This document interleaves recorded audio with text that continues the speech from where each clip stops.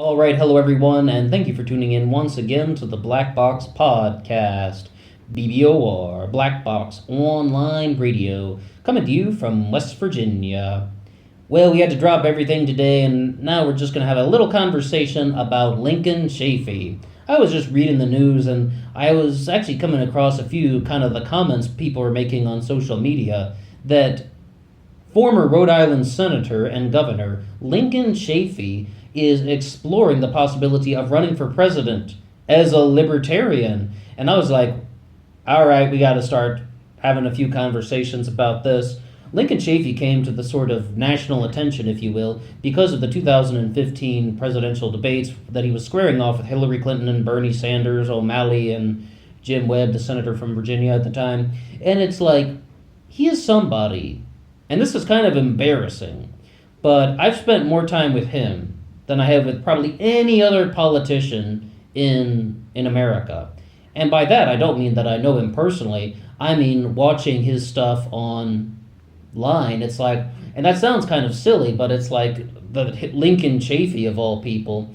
At the time, though, probably around 2017, I probably watched every single speech and presentation and interview that he had that were longer than 20 minutes. And the reason for that was, we watched him in the debates in 2015, and we were making fun of him for a solid year. I have high ethical standards, and you're looking at a block of granite on the issues. And I was like, he seems like kind of a silly guy or something. But, after just the family and the few friends just making fun of this guy for that long, I was like, all right, I need to learn more about him. I need to learn what he's actually all about. So that just started, a couple months-long venture just learning about Lincoln Chafee, the former governor and senator of Rhode Island and former mayor of Warwick, Rhode Island.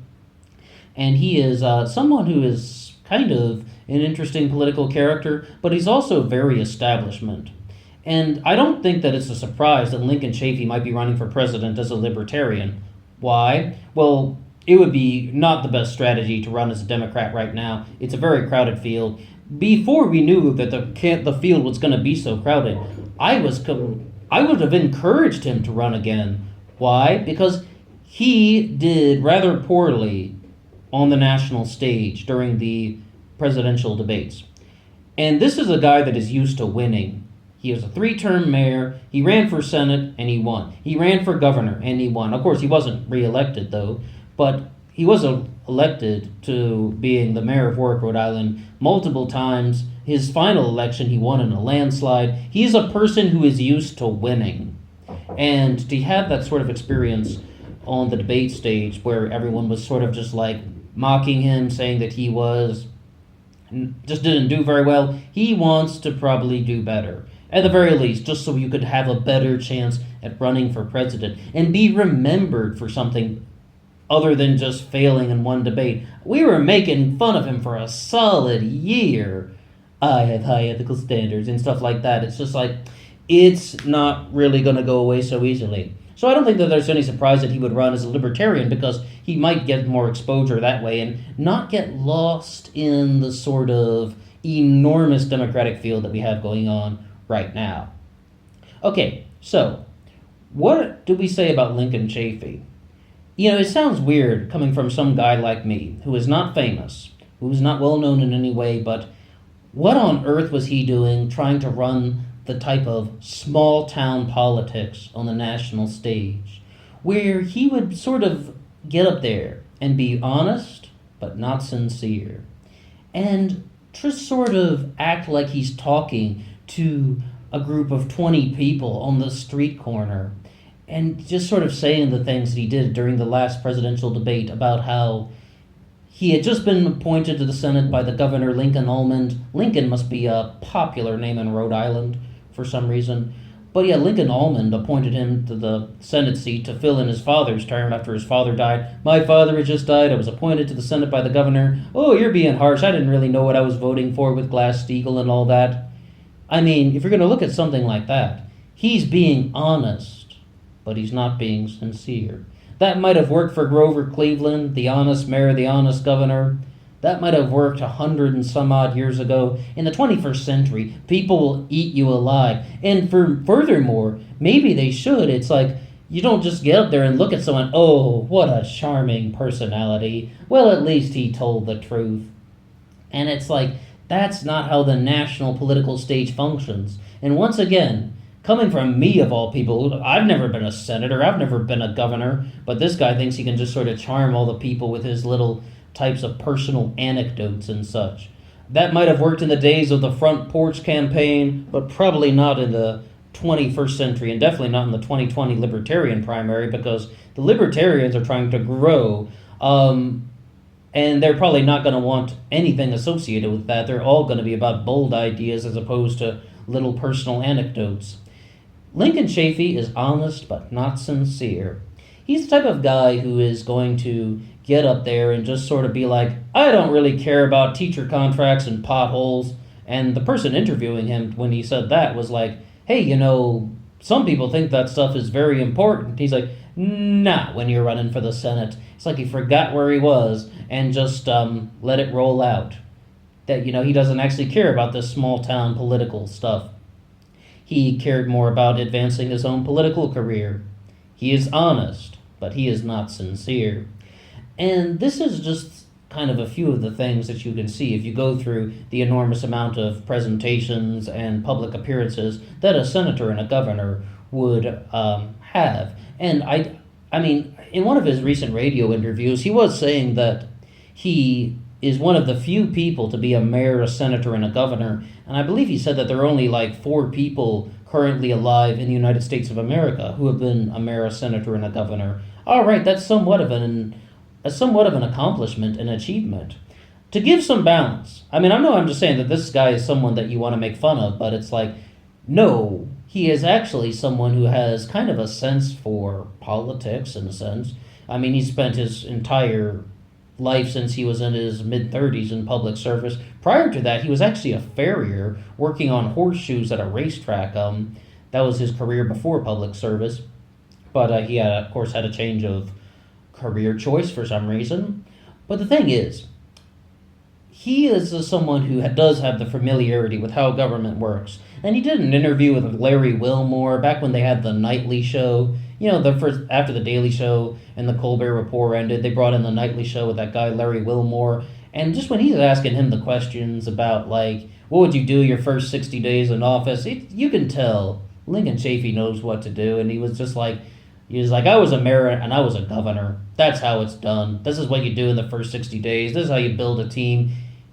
He knows something about administrative politics. And that's what the stuff that you can see about why people are always like, oh, experience. How do you put that experience into action? Well, a lot of it's going to happen in the things that you're going to have to do when it comes to building a team. And we should know that right now because it's now 2019. Look at what's happened in that administration. Secretary of State Rex Tillerson resigned. Secretary of Defense James Mattis resigned. National Security Advisors, gone. 2 of them, H.R. McMaster and Michael Flynn, although Flynn didn't last very long. That didn't really take off to begin with. All sorts of things in the cabinet falling apart. And, that's not really meant to be a left or right statement. That's just kind of a fact. People have been in and out of the cabinet of our current administration just like water running through a funnel, pretty much.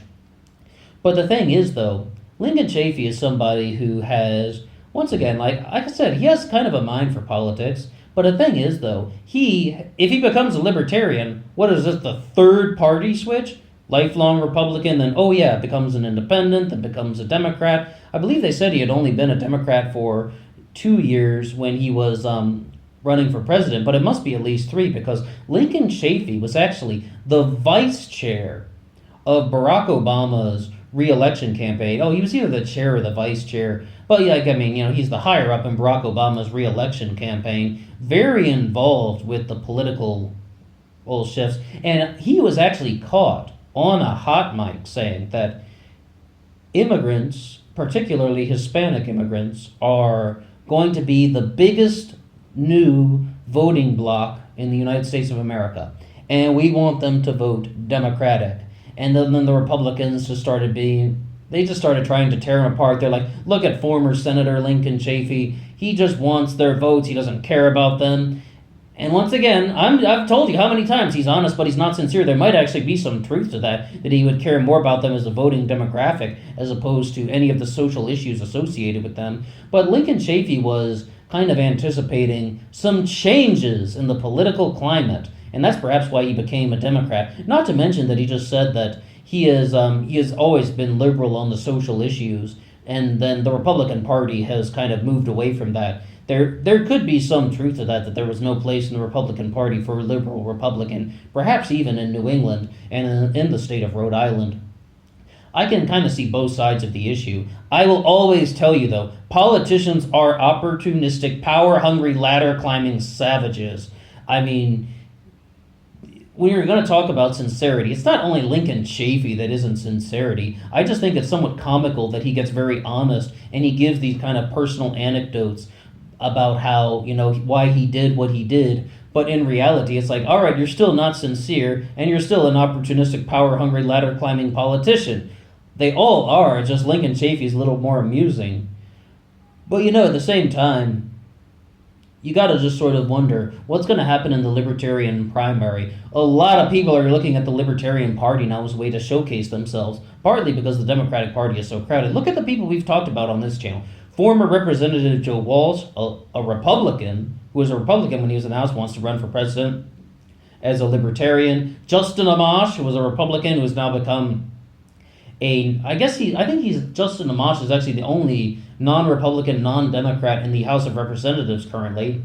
He might run as a Libertarian. We've even talked about the possibility of Rand Paul running as a Libertarian. But right now, I think there's, if we can kind of guess which way the wind is blowing, I would predict that Rand Paul will not be running. But it's just the Libertarian Party might be the new place to make a name for yourself. But Lincoln Chafee, Republican, Independent, Democrat, now a Wyoming Libertarian. I mean, he's going to become the man of 1,000 parties. In 4 years, you're going to see Lincoln Chafee running for the Nutrition Party. Make America healthy again. And I mean, we're just being silly at that point, but maybe it'll happen. You heard it here first on Black Box Radio. And it's like, this is a guy who is, perhaps, really wants just another stab at running for president. He's probably not done with public office and public service and just politics in general. But based on the way that things went last time in the presidential debate and the presidential primary, it used to be a bad thing when you were at 1% in the polls.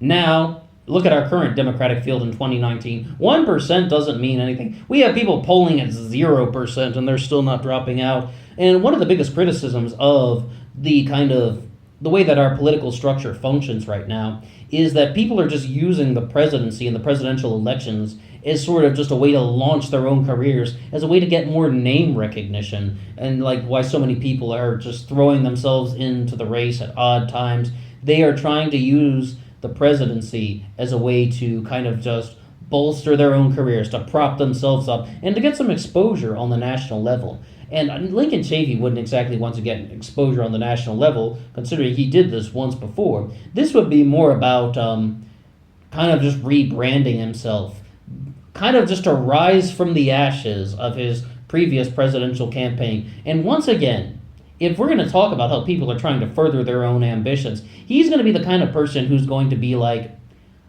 he messed up last time. Either that or there is a possibility that they were conspiring against him. The Hillary Clinton campaign was in cahoots with CNN. I do entertain that as a genuine possibility. If you look at the way the questions were structured, if you look at the way the moderator Anderson Cooper was manipulating what Lincoln Chafee was saying, plus a previous interview, it was the post-interview with Wolf Blitzer the day after the debate, where he's just like, so, when are you gonna drop out? And just like trying to sort of force Lincoln Chafee to a particular decision, which they certainly did not do for Hillary Clinton. And there's also some things about the Hillary Clinton campaign was choosing what questions candidates could answer. There are a lot of theories out there that the Hillary campaign was manipulating manipulating things behind the scenes.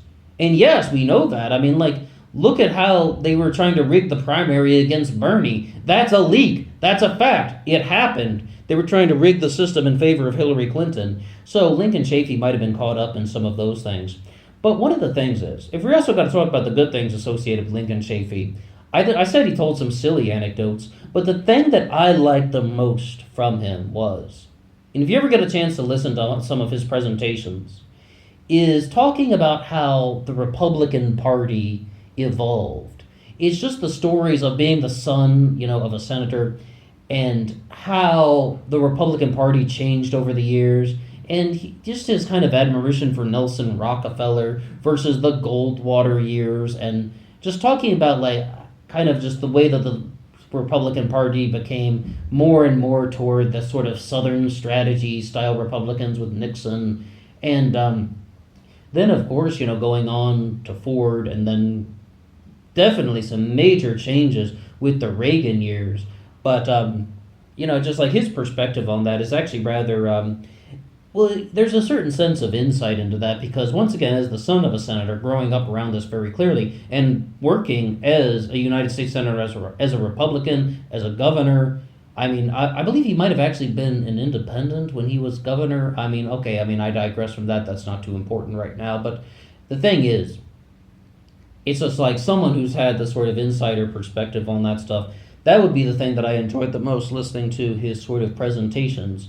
But the Libertarians, are they really going to want a liberal Republican? No, absolutely not. I think the Libertarians need someone who is going to be a lifelong Libertarian. This is one of the things, though, that the former candidate Darrell W. Perry talked about. He's like, when it comes to election time, the Libertarians are just trying to grab people that they can use as shiny things to attract votes. And what he's talking about is getting Republicans who spent their entire career as Republicans, and then they want to run as a Libertarian. The interesting thing about Lincoln Chafee is that he would be coming at that from a former Democrat.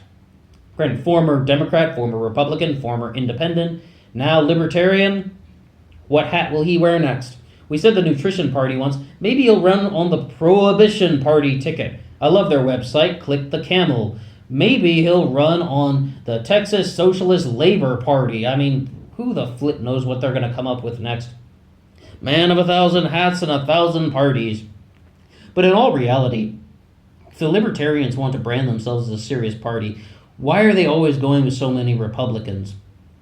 There are Libertarians who are on the ticket, who have been lifelong Libertarians, who have a variety of things to say about the platform. And we would be talking about people like Joe Walsh and people like Justin Amash. Justin Amash has a very big fan base right now. He has very high favorability ratings among the sort of younger demographics.